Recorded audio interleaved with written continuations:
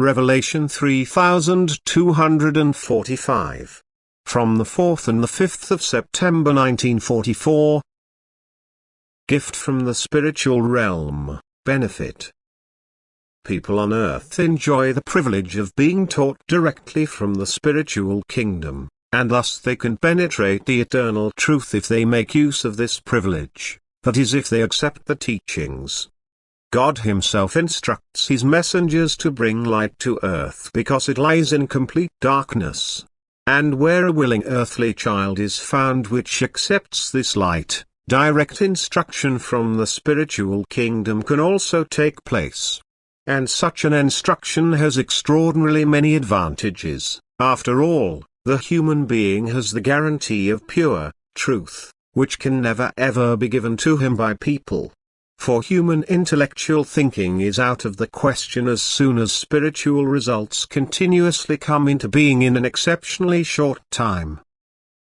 But if a spiritual working can be recognized in it, then this working must inevitably take place on God's instructions or in his will, because forces which oppose him would never ever make the divine plan of salvation and redemption comprehensible to people.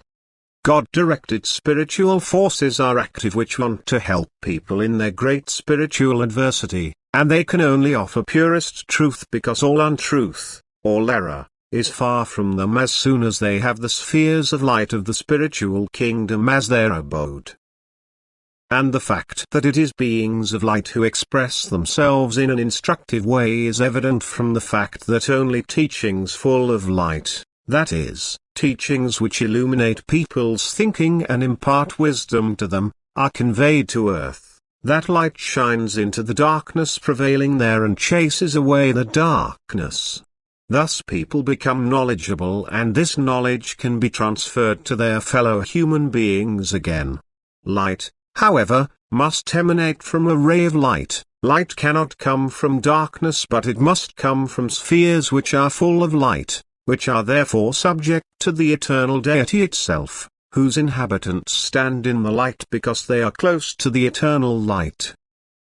The instructions from the spiritual kingdom are therefore immensely valuable for people because they are the key to the knowledge of God and to the recognition of themselves and their task.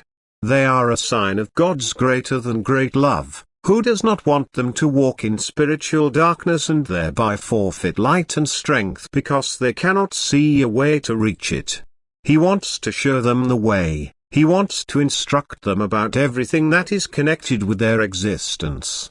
He wants to impart the pure truth to them for their own benefit, for the attainment of eternal bliss. Consequently, anyone who accepts the spiritual instructions must also take the right path which leads upwards, for God himself calls him and guides him if he allows himself to be led.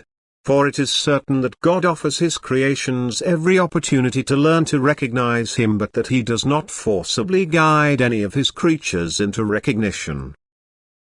But if spiritual knowledge is offered which has a noticeable spiritual origin, which thus comes to earth from the spiritual kingdom, the human being's free will is appealed to in order to adjust to it.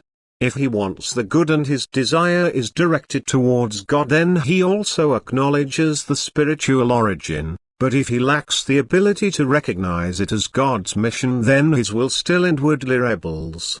He does not seek God but is content with what earthly life offers him.